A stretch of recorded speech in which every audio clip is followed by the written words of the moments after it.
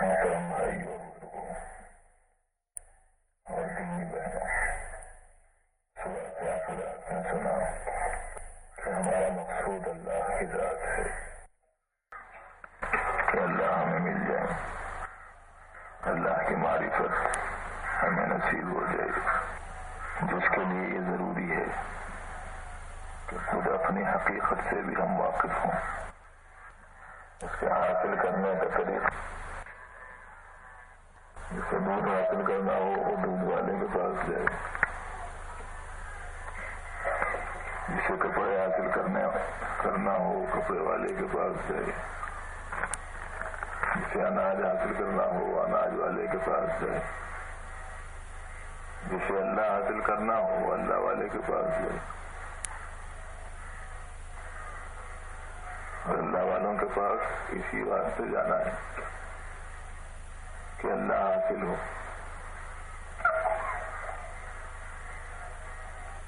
دوسری غرضوں سے نہیں جانا،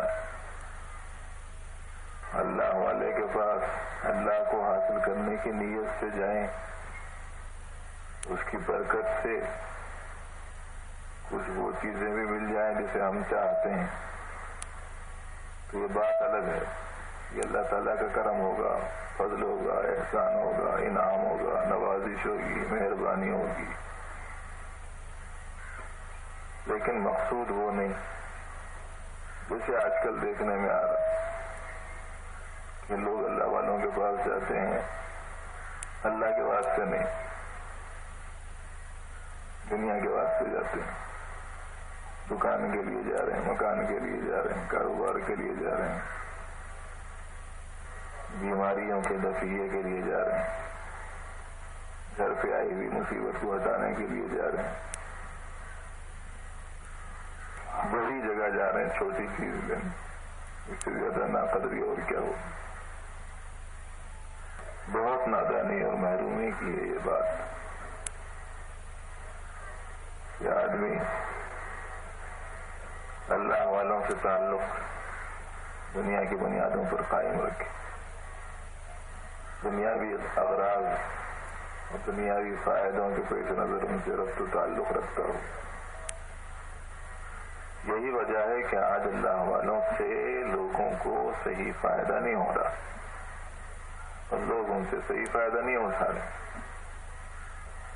تو اس کا طریقہ بھی بتلا دیا گیا کہ اللہ کو حاصل کرنے کا، اللہ کی معرفت کو اور اس کی پہچان کو حاصل کرنے کا طریقہ اللہ والے کے پاس جانا، اس کے ساتھ رہنا، اللہ کو پہچاننے والوں کے پاس جانا، ان کے ساتھ رہنا۔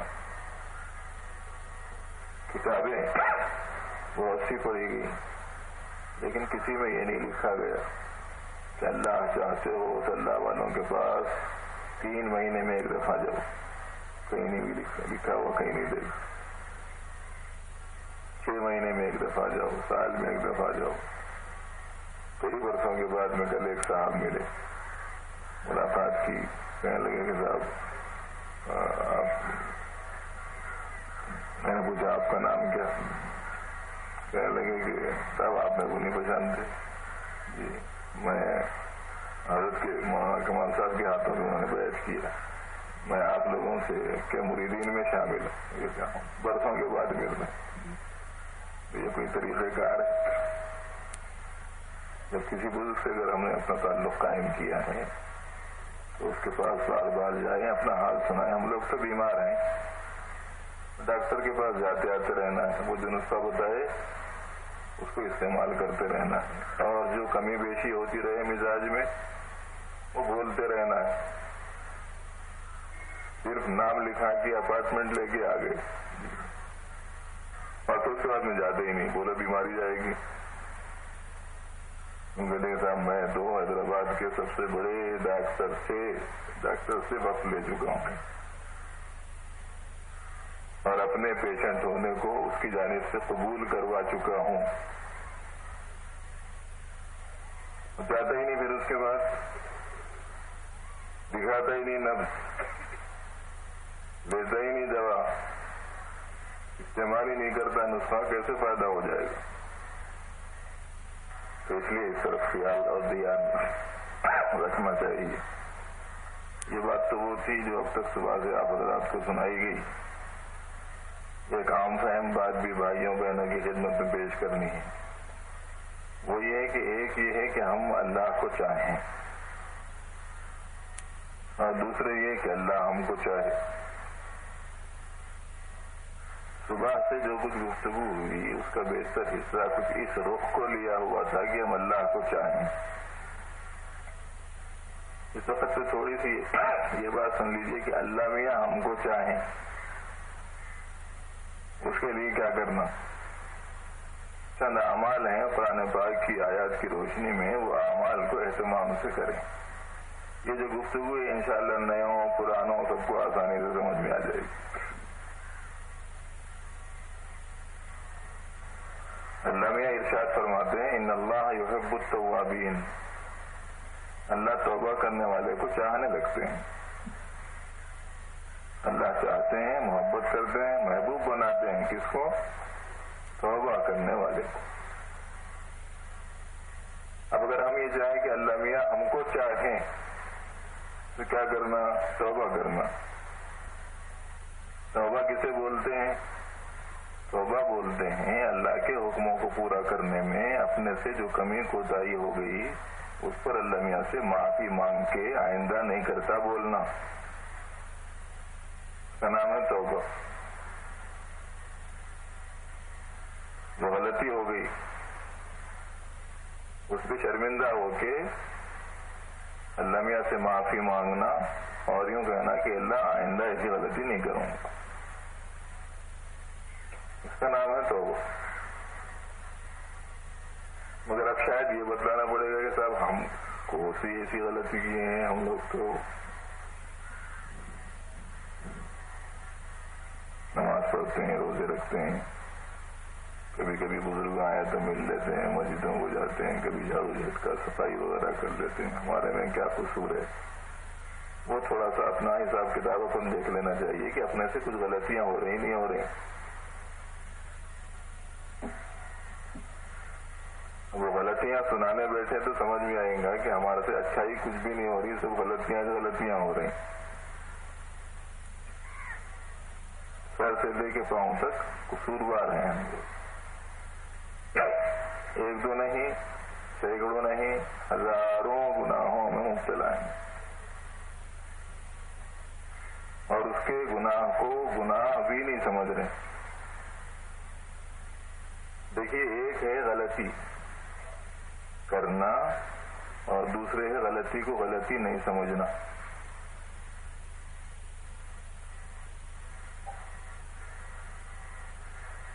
یہ دونوں میں بڑا فرق ہے. کسی غلط کام کو غلط کام سمجھ کے کرے تو گناہگار ہوتے، اور کسی غلط کام کو صحیح کام سمجھ کے کرے تو پھر ایمان بھی باقی نہیں رہتا. اتنا بڑا فرق ہے.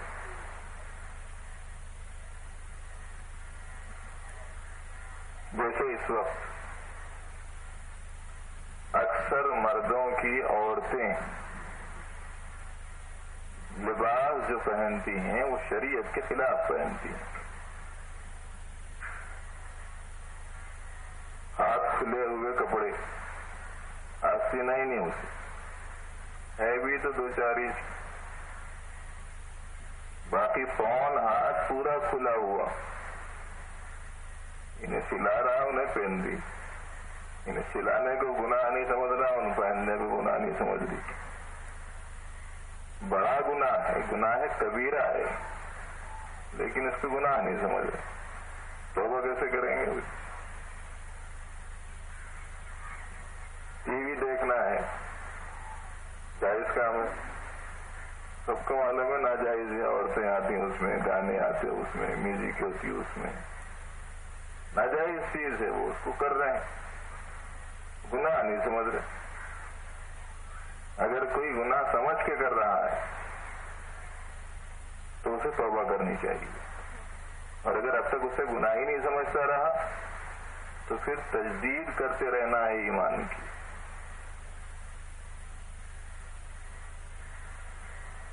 تو توبہ کرنے والے کو اللہ میاں اپنا محبوب بنا لیتے ہیں.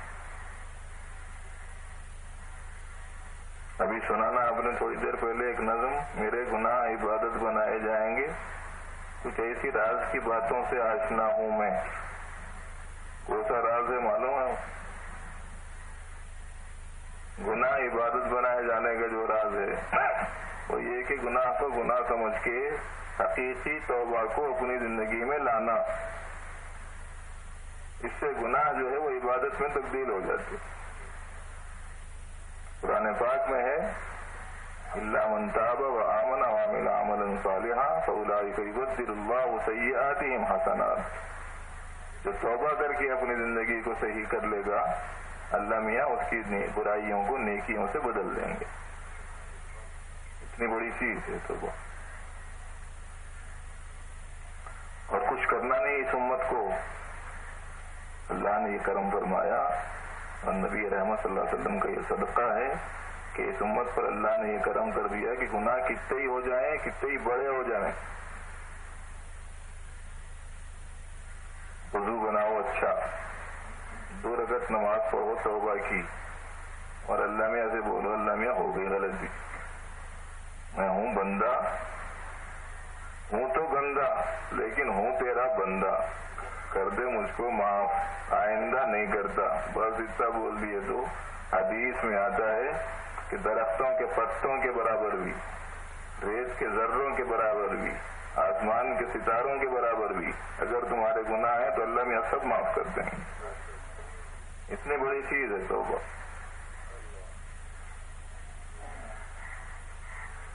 اور اللہ کا محبوب بننے کا راستہ ہے.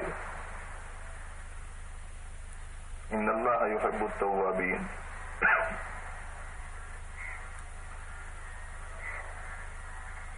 اور پھر کرم ان کا یہ ہے کہ آج کل ٹیپ ریکارڈروں میں آپ لوگوں نے دیکھا ہوگا کہ کوئی چیز بھر دیتے اس میں تو کبھی کبھی خراب بھرے جاتی. خراب بھرنے کے بعد اس کو نکال دینا چاہتے ہیں ریل میں سے تو ایک بٹن آتا، وہ بٹن دبائے تو وہ بھرے سے پورا صاف ہو جاتا. ایسے ہی پروردگار عالم بھی جب گناہ بندے سے ہو جائیں اور وہ سچی توبہ کر لے تو اس کے گناہ کو مٹائی دیتے. گویا توبہ کو اللہ میاں نے ربڑ کے طور پر ہمارے ہاتھ میں دے دیا کہ تم چاہو تو اس سے اپنے گناہ میٹ لو. اتنا کرم کیا اللہ میاں نے. اس لیے اپنی زندگی کا محاسبہ کر کے ایک ایک ایک ایک ایک ایک گناہ سے توبہ کر لینا. ہم لوگوں کو اندازہ ہی نہیں ہے کہ کتنے غلطیاں ہم لوگوں سے ہو رہی ہیں. بیویوں پر ظلم ہو رہا، گناہ ہے کہ نہیں ہے؟ بے مار پیٹ، برا بھلا بولنا، گالی گلوچ، گھر میں کیا آیا عورت سمجھتی ظالم آ گیا. کہیں شوہر ایسا ہوا کرتا ہے اور ہمارے پیغمبر صلی اللہ علیہ وسلم نے کہیں ایسی تعلیم دی.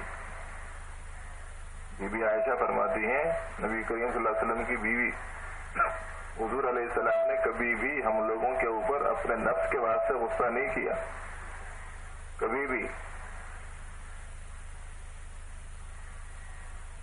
حتیٰ کہ کھانے پکانے میں اگر کچھ اونچ نیچ ہو جاتی اور کسی کے ہاتھ سے سالن گر جاتا یا کوئی آمدن پھینک دیتی تو بھی نبی کریم صلی اللہ علیہ وسلم درگزر کر دیتے تھے. ہاں، دین کے معاملے میں کوتاہی کو برداشت نہیں کرتے تھے، اس پر غصہ ہوتے. تو بیویوں کی مار بہت بڑا گناہ ہے.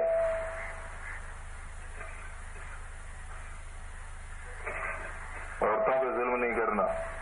نبی کریم صلی اللہ علیہ وسلم نے آخری وقت میں جو وصیتیں فرمائی ان میں سے ایک وصیت یہ فرمائی کہ دیکھو ان عورتوں کے ساتھ اچھا سلوک کرنا جو تمہارے ماتحت ہیں.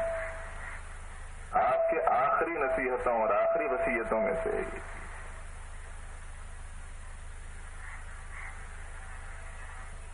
بچوں کے اوپر بھی ظلم ہو رہا.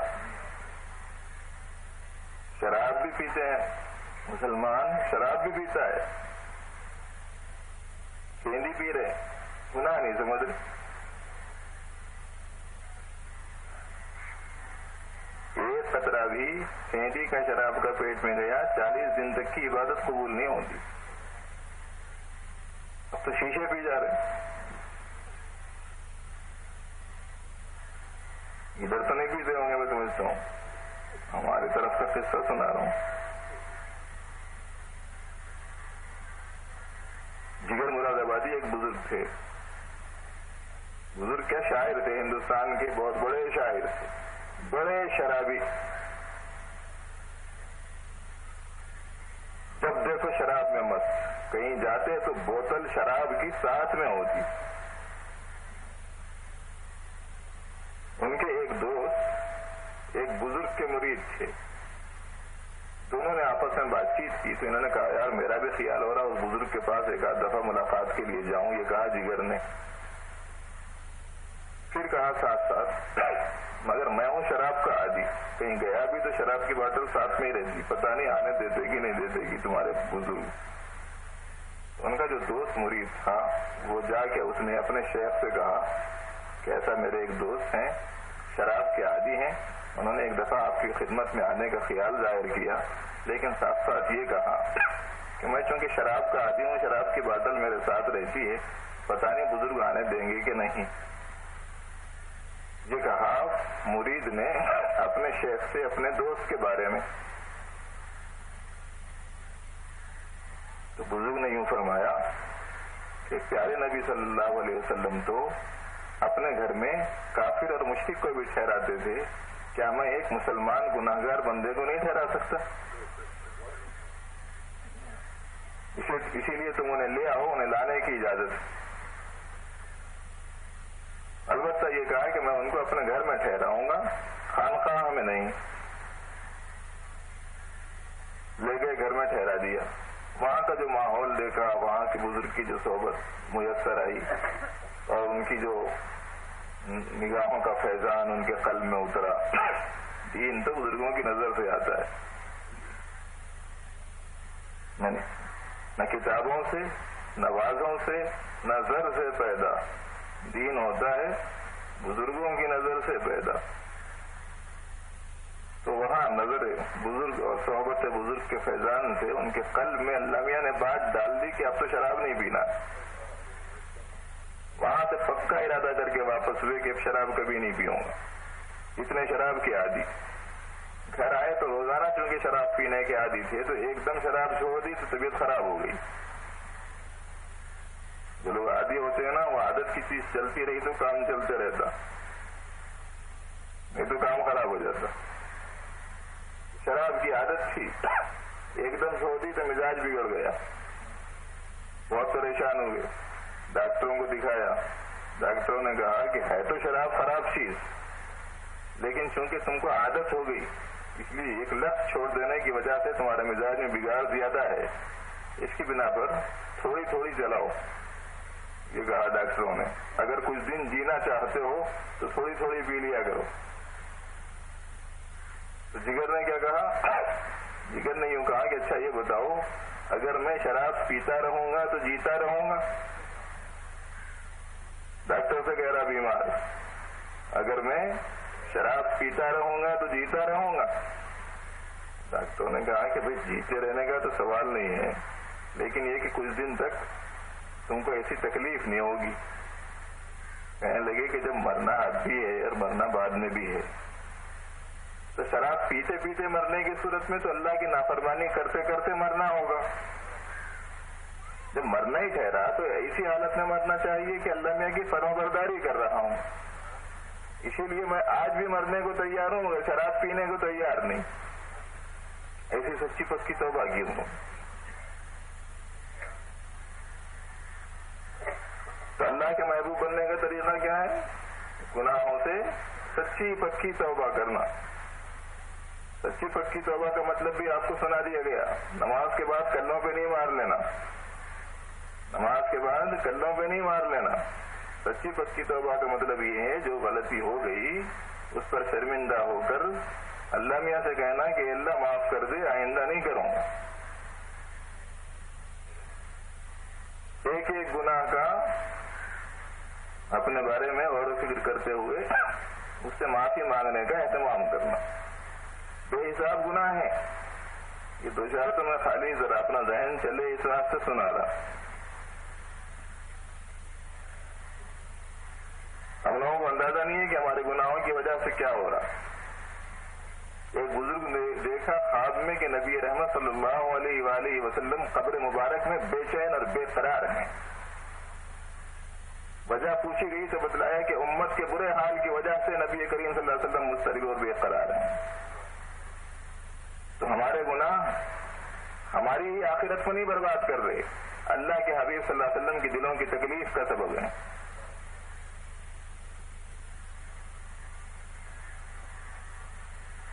کسی ایک پڑھے لکھے آدمی نے ایک بہت اچھی کتاب لکھی تھی. وہ کتاب جب چھپ کے عام ہوئی تو ایک آدمی کے ہاتھ لگی. وہ پڑھا تو اچھے اچھے مضامین، مفید باتیں اس میں لکھی ہوئی تھیں. تو اس کو پڑھنے کے بعد بے انتہا وہ متاثر ہوا اور چاہا کہ کتاب لکھنے والے آدمی سے جا کر ملاقات کروں. اب ان کی تلاش میں نکلا، وطن پہنچا، ان کے لوگوں سے معلوم کیا فلانے صاحب کہاں ہیں. ان کے گھر گیا تو معلوم یہ ہوا کہ وہ حجام کے پاس گئے ہوئے ہیں. تو یہ ملاقات کے بعد سے حجام کے پاس چلا گیا. تو وہاں جا کے دیکھا کہ وہ کتاب لکھنے والے صاحب اپنی داڑھی مونڈ رہے ہیں. تو حیرت میں پڑ گیا کہ کتاب اتنی شاندار اور حال اتنا برا. فوراً ہی کہا کہ ارے مولوی ہو کر بال کاٹتے ہیں اور داڑھی تراشتے ہیں، یہ کہا اس نے. تو وہ پڑھا لکھا آدمی تھا. اس نے اسی حال میں کہا ہاں بال تو کاٹتا ہوں لیکن کسی کا دل نہیں دکھاتا. بال تو کاٹتا ہوں لیکن کسی کا دل نہیں دکھاتا. یہ کتاب لکھنے والے صاحب نے کہا. تو آنے والا آدمی بھی بہت سمجھدار آدمی تھا.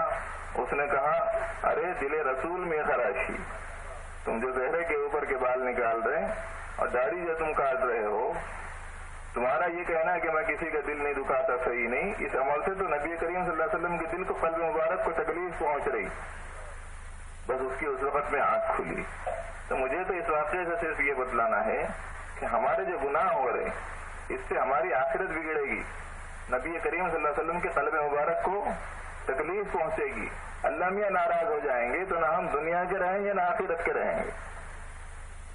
اسی لیے کیا کرنا، ہر گناہ سے سچی پکی توبہ. یہ وہ نسخہ ہے جس کے نتیجے میں آدمی اللہ کا محبوب بنتا ہے. بہت آسان ہے. بنی اسرائیل میں جب غلطی ہوئی تھی تو ان کی توبہ کیا مقرر ہوئی تھی پتہ ہے؟ حضرت موسیٰ علیہ السلام کی قوم نے غلطی کی تھی. اس غلطی کی سزا اللہ نے یہ مقرر کی کہ یوں فرمایا کہ ایک دوسرے کی گردن مارو تلواروں سے، قتل کر دو ایک دوسرے کو. یہی توبہ ہے تمہاری. اتنی سخت توبہ تھی. اس امت کے بعد سے اللہ میاں نے کرم کر دیا کہ کچھ نہیں، رو دو کہ اللہ میاں سے معافی مانگ لے، سارے گناہ معاف. اتنا آسان نسخہ ہے.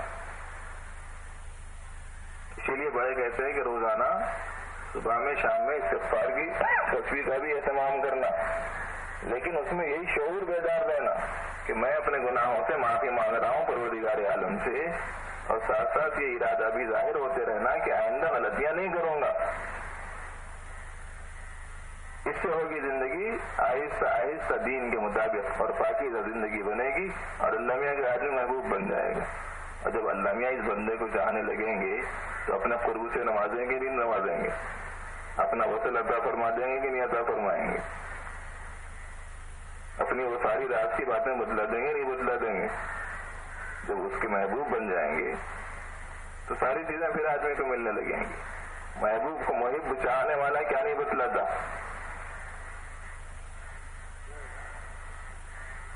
اور دوسرا نسخہ کیا ہے اللہ کے محبوب بننے کا؟ پاکیزہ رہنا، پاک رہنا. پاک کیسے پاک رہنا؟ ناپاکیوں سے.